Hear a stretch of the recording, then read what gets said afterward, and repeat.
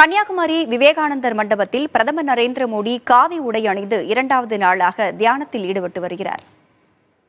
கன்னியாகுமரிக்கு 3 நாள் பயணம் மேற்கொண்டுள்ள பிரதமர் நரேந்திர மோடி முக்கடலில் அமைக்கப்பட்டுள்ள விவேகானந்தர் மண்டபத்திற்கு சென்றார். நேற்று மாலை தியானத்தை தொடங்கிய பிரதமர் இரண்டாவது நாளான இன்றும் தியானத்தை தொடர்ந்து வருகிறார்.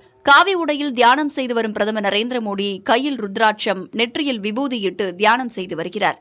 விவேகானந்தர் சிலை முன்பாக அவர் தியானத்தை மேற்கொண்டுள்ளார். முன்பாக இன்று காலை முக்கடலில் சூரிய உதயத்தின் போது சூரிய நமஸ்காரம் செய்த பிரதமர் பின்னர் மீண்டும் தியான மண்டபம் சென்று 2ஆம் நாள் தியானத்தை தொடர்ந்து வருகிறார்.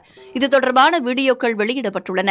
நாளை பிற்பகல் வரை தியானத்தை தொடரும் பிரதமர் அதன் பிறகு கரை திரும்பி திருவனந்தபுரம் சென்று தனி விமானம் மூலம் டெல்லி திரும்ப உள்ளார்.